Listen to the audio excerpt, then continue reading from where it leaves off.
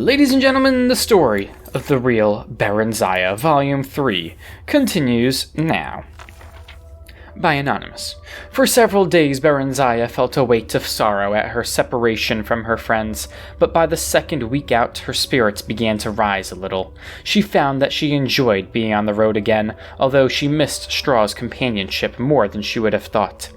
They were escorted by a troop of Red Guard knights with whom she felt comfortable, although these were much more disciplined and decorous than the guards of the merchant caravans she had spent time with. They were genial, but respectful toward her despite her attempts at flirtation. Symmachus scolded her privately, saying a queen must maintain royal dignity at all times. "You mean I'm never to have any fun?" she inquired petulantly. Aye, this dude is always saying aye, not with such as these. They are beneath you. Graciousness is to be desired from those in authority, milady. Familiarity is not. You will remain chaste. Well, she's already not, but sure. You will remain chaste and modest while you are at the Imperial City, yeah. Barenziah made a face. I might as well be back at Darkmoor Keep. Elves are promiscuous by nature, you know. Everyone says so. Everyone... I don't know why there's an apostrophe. Everyone is wrong, then. Some are, some aren't. The Emperor and I expect you to display both discrimination. Discrimination. And good taste. Interesting. Odd word to use there. Let me remind you, Your Highness, that you hold the throne of Mournhold not by right of blood, but solely at the pleasure of Tiber Septim. If he judges you unsuitable, your reign will end here. Will end where it begins. Ere it begins. He requires intelligence, obedience, discretion, and total loyalty of all his appointees, and he favors chastity and modesty in women. I strongly suggest you model your deportment after our good Drellian, my lady. I'd as lief be back in Darkmoor. What's up with all these? At least? What? I feel like, are these all just typos, or what's happening here? I'd as lief be back in Darkmoor, Barenziah snapped resentfully, offended at the thought of emulating the frigid, prudish Drellian in any way. That is not an option, Your Highness. If you are of no use to Tiber Septim, he will see to it that you are of no use to his enemies either, the general said pretentiously. If you would keep your head on your shoulders, take heed. Let me add that power offers pleasures other than those of carnality and cavorting with base company. God, I am butchering this book right now. It's alright, we still got another, 40 pages to go, so yeah. He began to speak of art, literature, drama, music, and the grand balls thrown at the imperial court. Barenziah listened with growing interest, spurred on not entirely by his threats, but afterward she asked timidly if she might continue her study of magic while at the imperial city. Symmachus seemed pleased at this and promised to arrange it. Encouraged, she then said that she noted 3 of their knights' escort were women, and asked if she might train a little with them, just for the sake of exercise. The general looked less delighted at this, but gave his consent, though stressing it would only be with the women. The late winter weather held fair, though slightly frosty, for the rest of their journey, so that they traveled quickly over firm roads. On the last day of their trip, spring seemed to have arrived at last, for there were hints of a thaw. The road grew muddy underfoot, and everywhere one could hear water trickling and dripping faintly, but steadily. It was a welcome sound. They came to the great bridge that crossed into the imperial city at sunset. The rosy glow turned the stark white marble edifices of the metropolis a delicate pink. It all looked very new and grand and immaculate. A broad avenue led north toward the palace. Well, it doesn't actually lead north to the palace. It technically leads east to the palace. But anyway, a crowd of people, unless if they took a really odd way. No, there's no path. There's no path in the city that leads north towards the tower. So I don't know about that.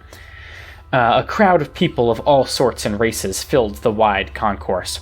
Lights winked out in the shops and on in the inns as dusk fell and stars came out singingly, then by twos and threes. Even the side streets were broad and brightly illuminated. Near the palace, the towers of an immense mage's guild hall reared toward the east, while westward the stained glass windows of a huge tabernacle glittered in the dying light. Symmachus had apartments in a magnificent house 2 blocks from the palace, past the temple.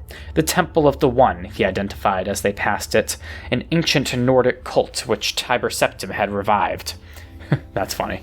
Okay. For that to be referenced as an ancient Nordic cult nowadays feels very strange, but hey.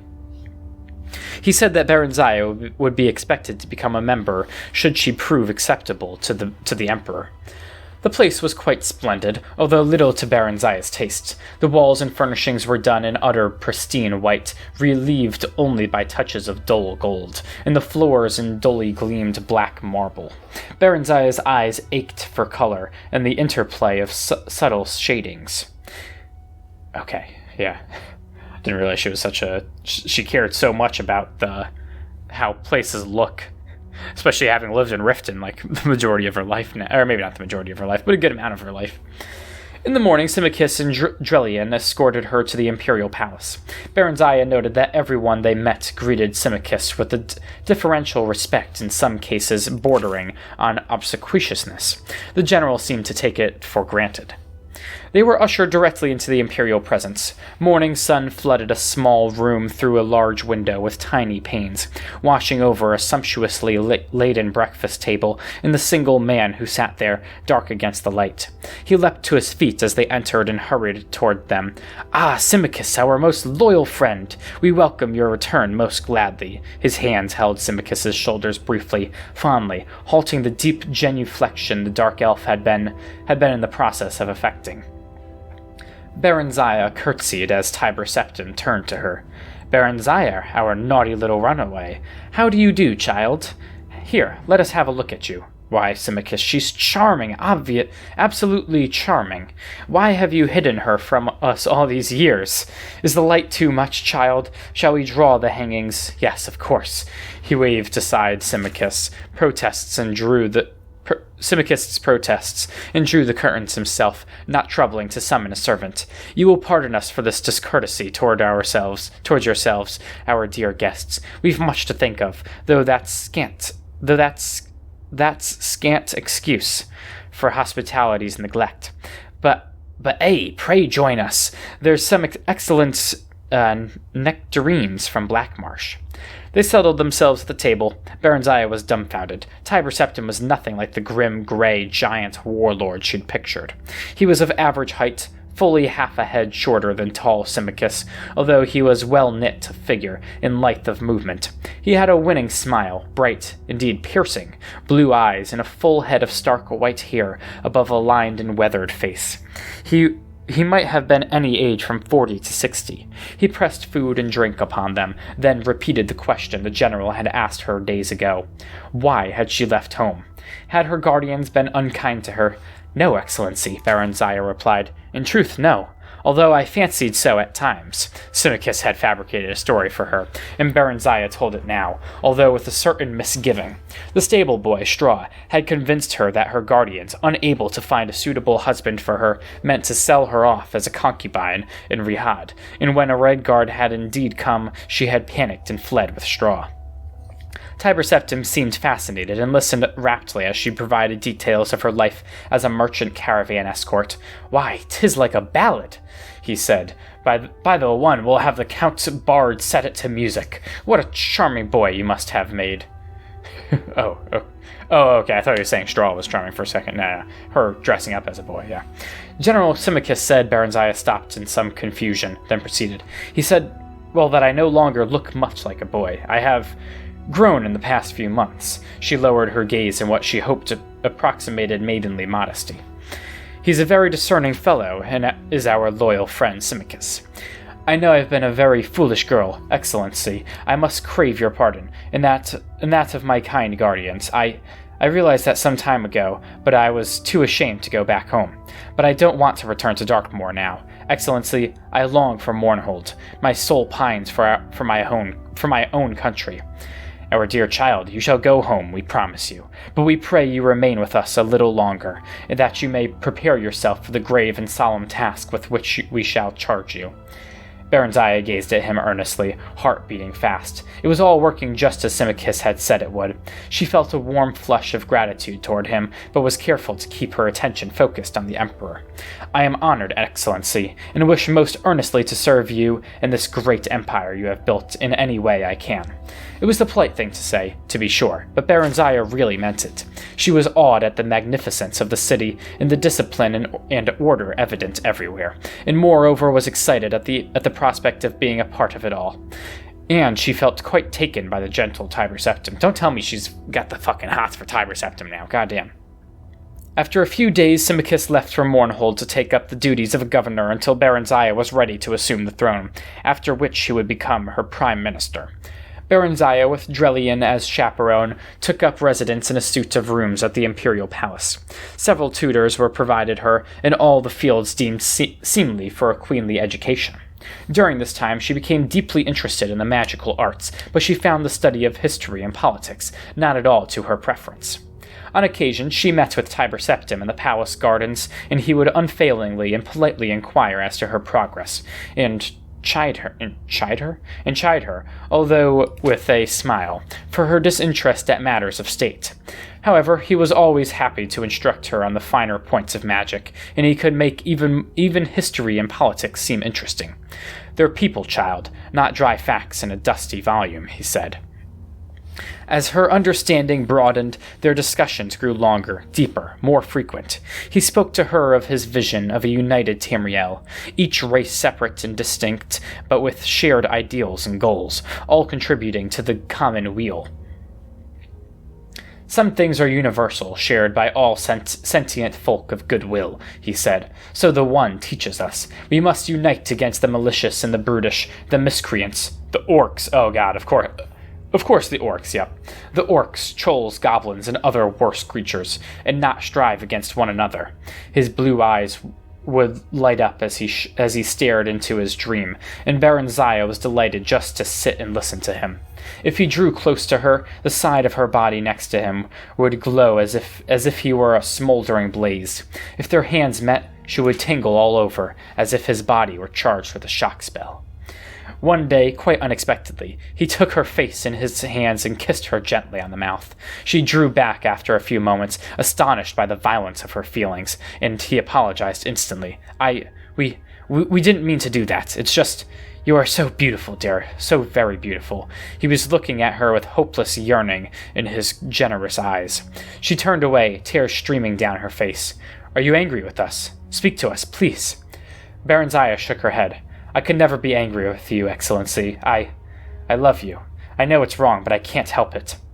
We have a consort, he said. She is a good and virtuous woman, the mother of our children and future heirs. We could never put her aside. Yet there is nothing between us and her, no sharing of the spirit. She would have us be other than what we are. We are the most powerful person in all of Tamriel, and Barenziah, I think I am the most lonely as well. Oh, my heart. He stood up suddenly. Power, he said with sublime contempt. I'd trade a goodly share of it for youth and love, if the gods would only sanction it. But you are strong and vigorous and vital, more than any man I've ever known. He shook his head vehemently. Today, perhaps, yet I am less than I was yesterday, last year, 10 years ago. I feel the sting of my mortality, and it is painful. If I can ease your pain, let me. Barenziah moved toward him, hands outstretched. No, I would not take your innocence from you. I am not that innocent. oh boy. How so? The Emperor's voice suddenly grated harshly. His brows knitted. And suddenly the old-timey Emperor was like, oh my god, wait, she's not a virgin? God, she's all of a sudden ugly now, what? Barenziah's mouth went dry. What had she just said? But she couldn't turn back now. He would know. There was straw, she faltered. I was lonely too. Am lonely, and not so strong as you. She cast her eyes down in abashment. I I guess I'm not worthy, Excellency. No, not so, Barenziah, my Barenziah. It cannot last for long. You have a duty toward Mournhold, and a duty toward the Empire. I must tend toward mine as well, but while we may, shall we share what we have, what we can, and pray the one forgives us our frailty. Tiber Septim held out his arms, and wordlessly, willingly, Barenziah stepped into his embrace. You know, when you do something, right? And before you do it, you gotta already ask God for forgiveness. It's kind of like how genuine is that gonna be? Like, you were fully you knew what the hell you were doing. I don't know. I feel like anytime that you set yourself up for forgiveness in the future, you're kind of just nullifying that forgiveness. I don't know. You caper on the edge of a volcano, child, Drelian admonished as Barenziah admired the splendid star sapphire ring her imperial lover had given her to celebrate their 1-month anniversary. Oh boy. How so? We make one another happy. We harm no one. Symmachus bade me be discriminating and discreet. Who better could I choose? And we've been most discreet. He treats me like a daughter in public. Tiber Septim's nightly visits were made through a secret passage that only few in the palace were privy to. Himself and a handful of trusted bodyguards. He slavers over you like a cur his supper. Have you not noticed the coolness of the Empress and her son towards you? Barenziah shrugged. Even before she and Septim had become lovers, she'd received no more from his family than bare civility. Threadbare civility. What matter? Is it Tiber who holds the power? But it is his son who holds the future. Do not put his mother to public scorn, I beg you. Can I help it if that dry stick of a woman cannot hold her husband's interest, even in conversation at dinner?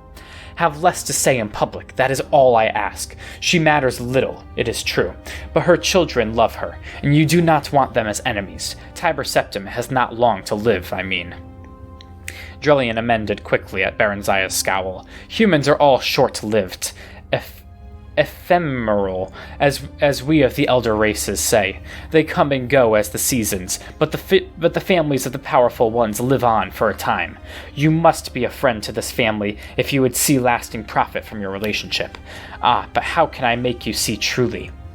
You who are so young and human-bred as well. If you take heed and wisely, and Mournhold, you and Mournhold are like to live to see the fall of Septim's dynasty, if indeed he has founded one, just as you have witnessed its rise. It is the way of human history. They ebb and flow like the inconsistent tides. Their cities and dominions bloom like spring flowers, only to wither and die in the summer sun. God, that is incredibly poetic right there. But the elves endure. We are as a year to their hour, a decade to their day. Barenziah just laughed. She knew that rumors abounded about her in Tiber Septim. She enjoyed the attention, for all save the Empress and her son seemed captivated by her. Minstrels sang of her dark beauty and her charming ways. She was in fashion and in love. And if it was temporary, well, what was not? She was happy for the first time she could remember, each of her days filled with joy and pleasure, and the nights were even better. God damn. What is wrong with me, that's a quick jump. What is wrong with me, Barenziah lamented. Look, not one of my skirts fit. Oh, okay, maybe not. What's become of my waistline? Am I getting fat? Barenziah regarded her thin arms and legs and her undeniably thickened waist in the mirror with displeasure. Drelian shrugged. You appear to be with child, young as you are. Constant pairing with a human has brought you to early fertility. I see no choice but for you to speak with the Emperor about it. You are in his power. It would be best, I think, for you to go directly to Mournhold if he would agree to it, and bear the child there. Alone, Barenziah placed her hands on her swollen belly, tears forming in her eyes. Everything in her yearned to share the fruits of her love with her lover. He'll never agree to that. He won't be parted from me now. You'll see.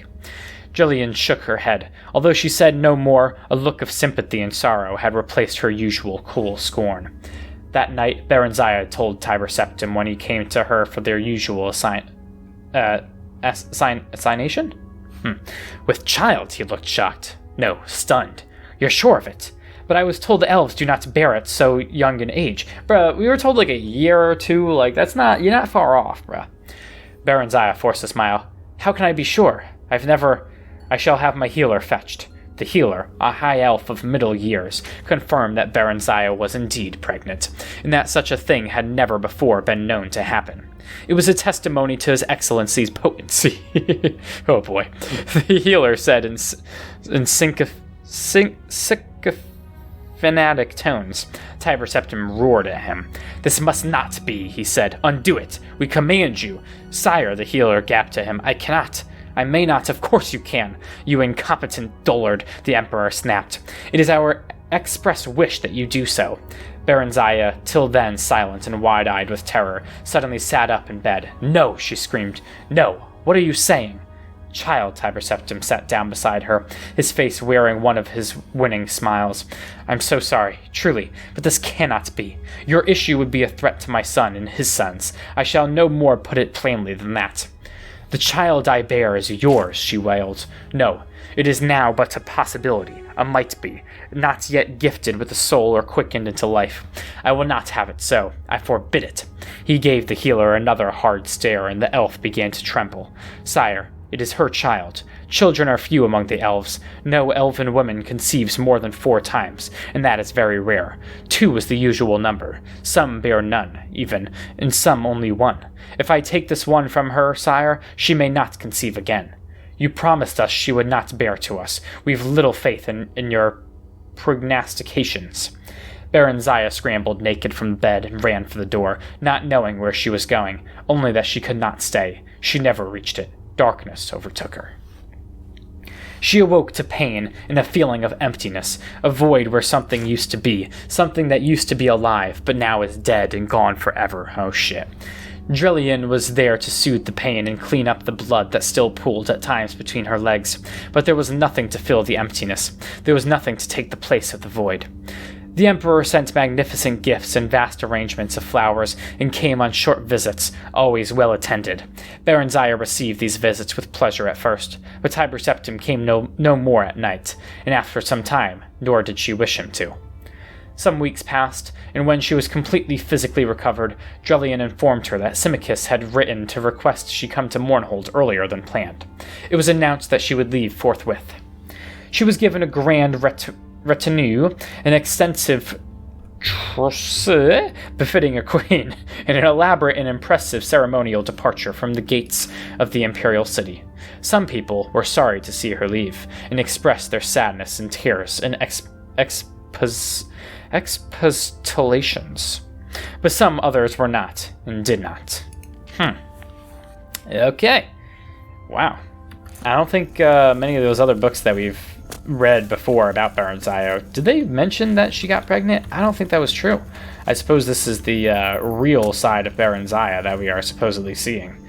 Man, I've always known Barenziah was a very important character. I think she appears in at least the first Elder Scrolls game, maybe the next 1 or 2 as well. Ooh, there we go. That's the ultimate jump right there. Ooh, wow, okay. Yeah, did not realize she was like so important that she literally had had a child that got aborted with Tiber Septim. That's pretty crazy to think about. Pretty damn crazy indeed. All right, we're gonna wait until the day so we can I don't know, set ourselves up for the next episode instead of reading in the middle of the night all the time. And yeah, I mean that's gonna end up doing it for this video. So yeah, we're I don't know. We're 1 video closer to being done reading all these goddamn books, but goddamn do we still have a lot of reading to do.